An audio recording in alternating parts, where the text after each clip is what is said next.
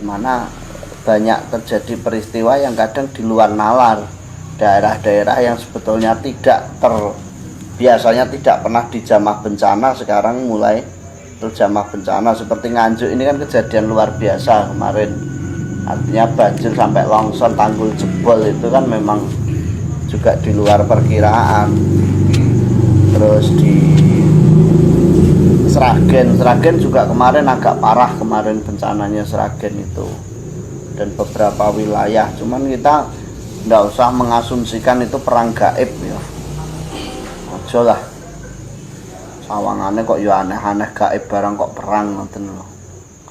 Jadi memang keadaan yang memaksa kita untuk kita kembali berpikir, kembali merefleksikan diri. Sakjane ono apa to kok sampai kejadian ini berangsur-angsur, bukannya malah semakin membaik, malah semakin parah. Siapa tahu memang yang namanya alam lagi mengajak kita untuk kembali pada tata kelola zaman mbah-mbah kita dulu. Artinya begini, tadi sempat saya singgung sedikit ketika saya ketemu dengan beberapa orang kementerian.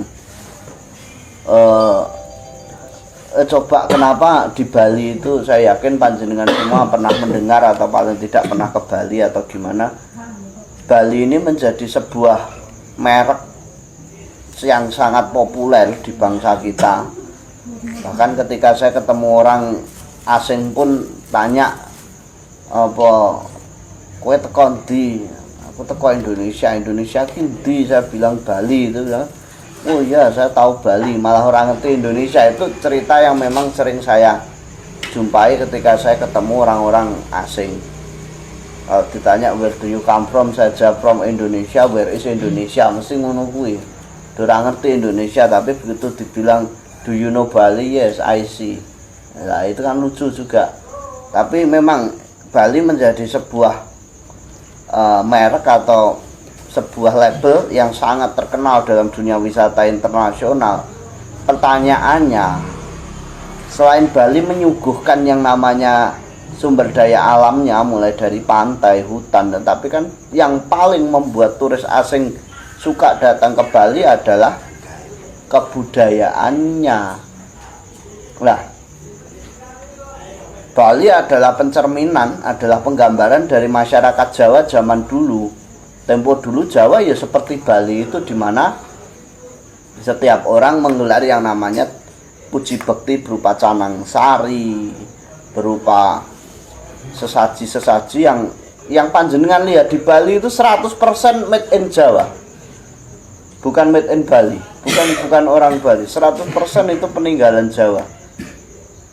Jadi mulai yang membuat Banten apapun itu asal produknya dari Jawa. Karena Hindu yang ada di India tidak seperti Hindu yang ada di Bali, di mana ada yang namanya piodalan, otonan, tumpak landep, tumpak wayang, dan seterusnya. Itu adalah tradisi kita orang Jawa yang tetap dilestarikan di Bali. Nah, dampak secara ekonomi sebetulnya sangat-sangat besar kalau kita bilang sektor wisata. Tapi sebetulnya kalau kita mau menarik ke dalam, bahwa Indonesia dibekali kekayaan alam yang luar biasa, mulai daripada tanamannya, tumbuhannya, sampai lautnya. Ini harusnya menjadikan sebuah modul perekonomian. Maksudnya gimana? Sak melarat-melarate wong, sak mbambung-mbambunge wong, dodol kembang, dodol janur, dodol klopo isih urip. Tapi kalau sekarang dirubah menjadi negara teknologi atau negara industrial, ya modar. Contoh aja di Jawa seperti ini sekarang, kemiskinannya luar biasa, kesenjangannya, ketimpangan sosialnya sangat-sangat tampak. Tapi di Bali itu kan kesenjangannya nggak nampak kalau jenengan lihat kalau main ke Bali. Antara si kaya dengan si miskin kan nggak begitu tampak sebetulnya di Bali itu. Ya tampak tapi nggak seperti kita lah. Artinya semiskin-miskinnya orang Bali itu jual bunga, jual janur, jual sesaji itu masih hidup, nggak ngemis. Memang kalau kita lihat di Bali, pengemis itu sangat-sangat minim sekali, berbeda. Jangankan orang ngemis, sudah tembel ban itu loh susah di Bali. Tanyakan bagi mereka yang sudah pernah ke Banan. Ya Mas Klewo ya. Wis tau ngrekoso urung ning Bali? Isara. Di Bali itu jenengan cari tukang tambal ban susah. Betul. Pengamen pengemis itu sangat-sangat langka. Ya ada, bukan berarti tidak ada loh, ya ada. Tapi rata-rata adalah pendatang dari Jawa kalau jenengan mau selidiki itu.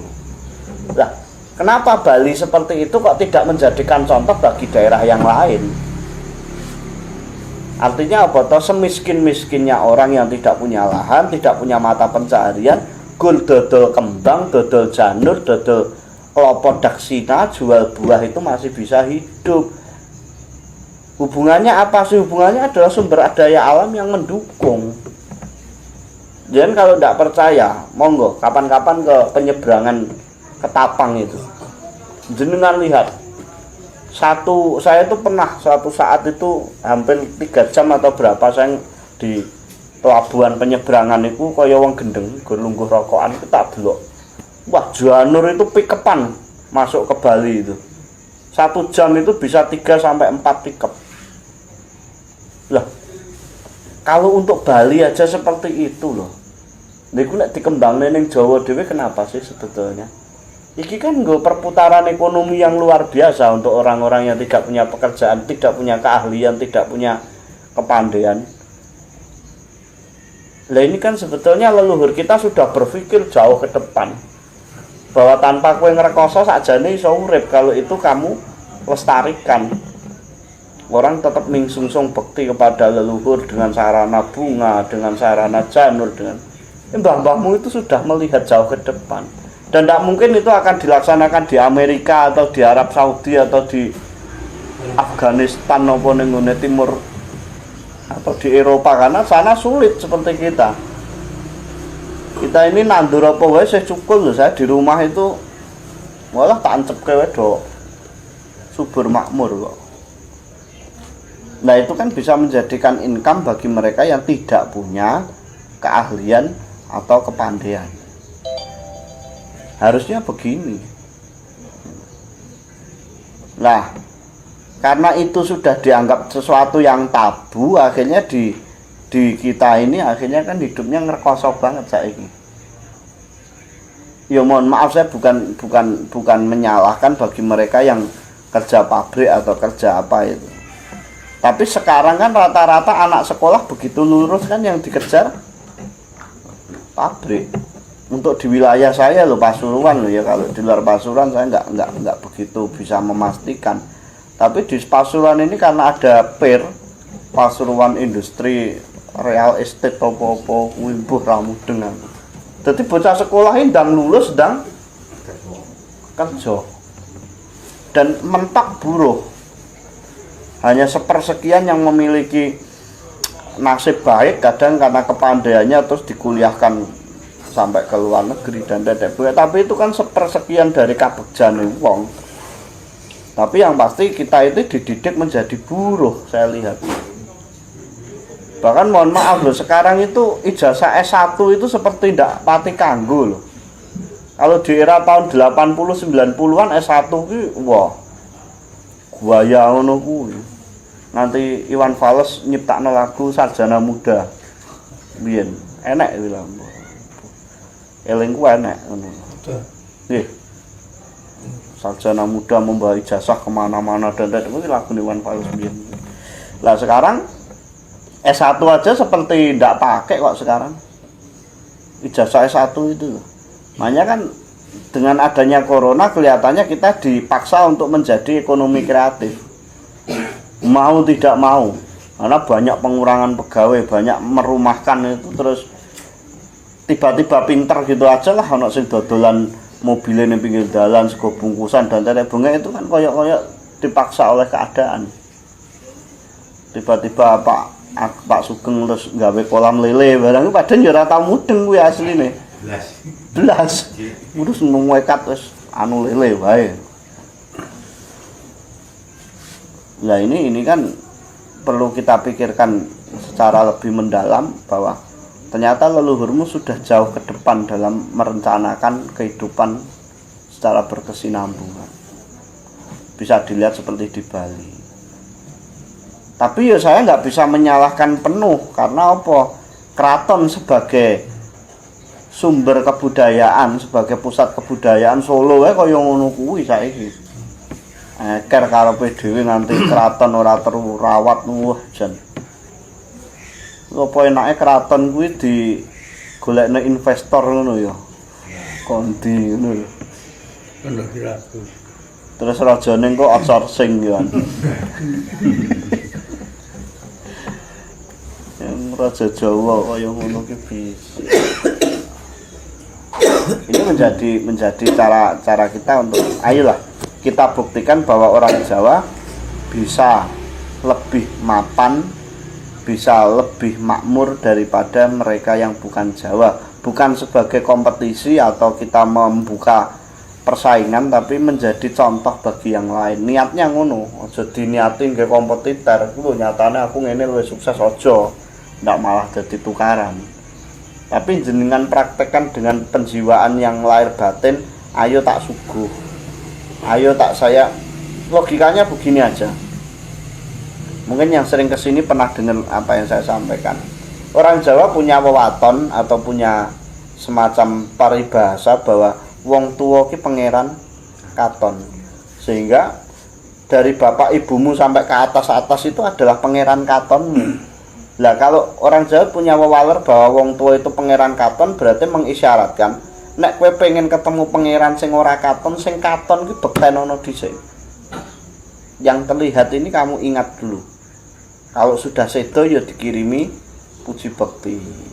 Sehingga kamu lebih mudah menemukan pangeran sing ora katon. Ibaratnya begini saja, pangeran ora katon ini adalah presiden. Pangeran Katon ini adalah staf-stafnya sampai menterinya. Mungkin gak sampai nemoni Jokowi terus tiba-tiba langsung moro mak cekaki. Meneh nek modele kaya glewu ngono wis. Ora usah nemoni presiden wis dikecam kok kowe ya. Tuku rokok wis ora dipercaya kok meneh arep ketemu presiden. Lha kok ya. Tapi kalau yang bawa mungkin seorang menteri atau orang terdekat presiden sing digawa glewu ngono paling gur loh ngono tok. Tapi kan aksesnya mudah. Sama halnya jenengan nek pengen ketemu Gusti sejati ya mbok tulung pangeran katon sing ana iki di rumati. Dan itu akan lebih mempermudah jenengan ketemu karena ibaratnya begini wong dia berbakti kok sama leluhurnya sama orang tuanya sehingga Tuhan juga membuka pintu sebesar-besarnya untuk kita pinanggih kelawan Gusti. Masalahnya kadang kita ini dengan leluhur kita sendiri aja ndak mencintai. Perlunya menghadirkan cinta pada setiap kehidupan itu kan begitu. Aja gur ngerti nek bapakku ki asale teko kene, ibuku teko kene, ning kudu ngerti temen. Termasuk dalam hal pekerjaan dan keseharian memang kita harus mencintai luar dalam. Jangan hanya pasangan kita yang kita cintai luar dalam, nek pekerjaan pun kalau perlu begitu. Nah itulah yang membuat kenapa dunia barat terutama dalam hal pengetahuan sangat-sangat diutamakan. Karena akhirnya dengan pengetahuan itu kita akan mendapat banyak kemudahan. Wis tau sampean percaya dengan saya, mbah-mbahmu itu bukan orang bodoh, tapi mbah-mbahmu itu orangnya berpengetahuan luar biasa. Tidak hanya berhenti pada yang namanya spiritual. Spiritual adalah penunjang kita untuk mendapatkan pengetahuan intelektual. Karena seseorang memikirkan, contoh aja memikirkan rumus atau memikirkan kayak Pak Didik wi gawe apa kuwi program.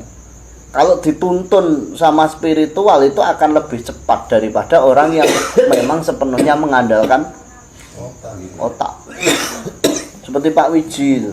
Ora tahu sekolah farmasi terus njur iso gawe jamu teng. Apa jamu teng iki jare. Teng we. Oh, aku ya bingung lho iki. Nek jamu teng we barane pemateng dhewe aku. Nah, itulah yang saya maksudkan bahwa ternyata spiritual, khasanah spiritual itu memiliki informasi seluas-luasnya kepada semesta. Kelihatannya kita harus kembali ke ajaran leluhur kita.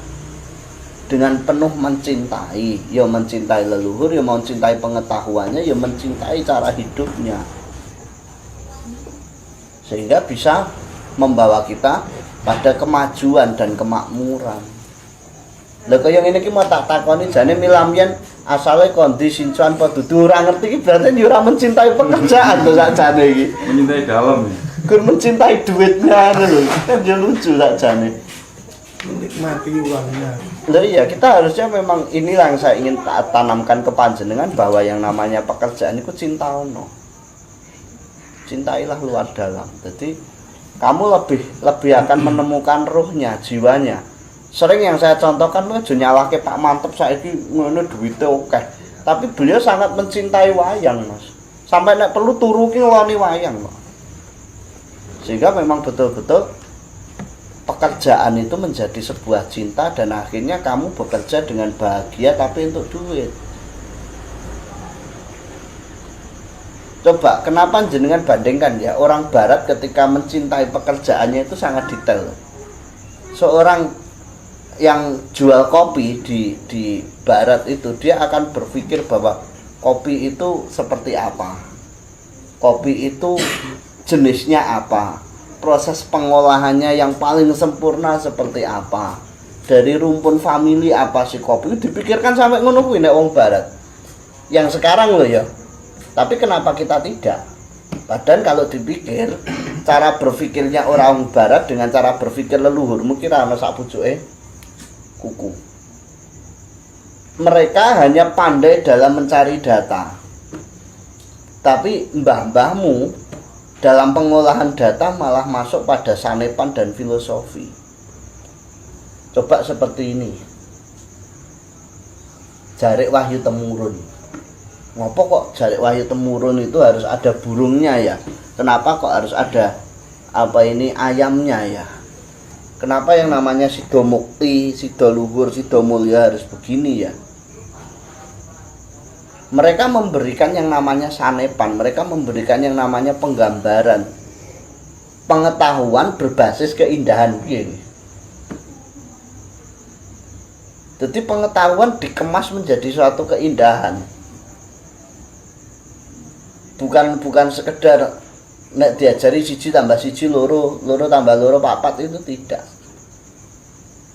Tapi pengetahuan itu dikemas dengan yang namanya kebudayaan, pengetahuan dikemas dengan etika plus estetika. Bukan hanya etika tapi ada estetikanya. Bukan hanya sebuah nilai tapi ada keindahan. Ketika nilai dan keindahan itu digabungkan, makanya akan menjadi suatu keluhuran. Nilai-nilai luhur.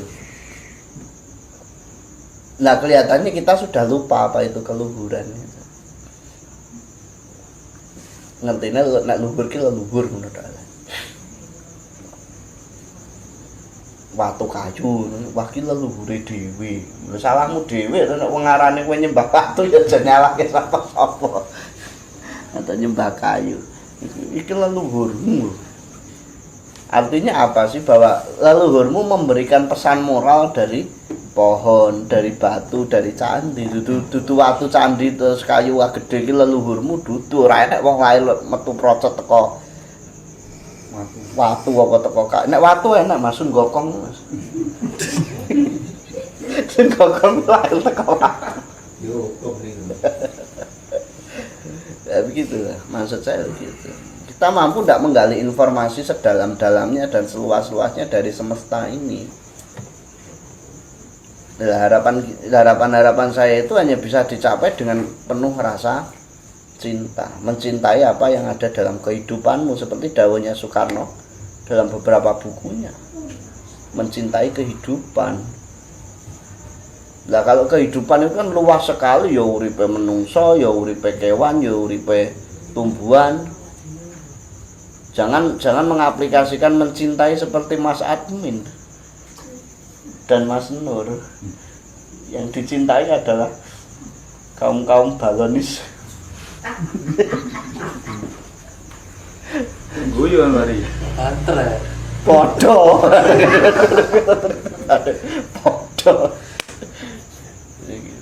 Jadi mengaplikasikan cinta itu pada tempatnya, maksud saya begitu loh. Aja nek terus gendaan wae mencintai tenanan, tapi yo nek iso pekerjaan cintailah seperti kamu mencintai gendaanmu ngono. Sesuk gawe status WA. Status ya, buanglah cinta pada tempatnya. Wah, Sebenarnya tempat cinta itu kan, Loh. kalau Dewi itu banyak ada.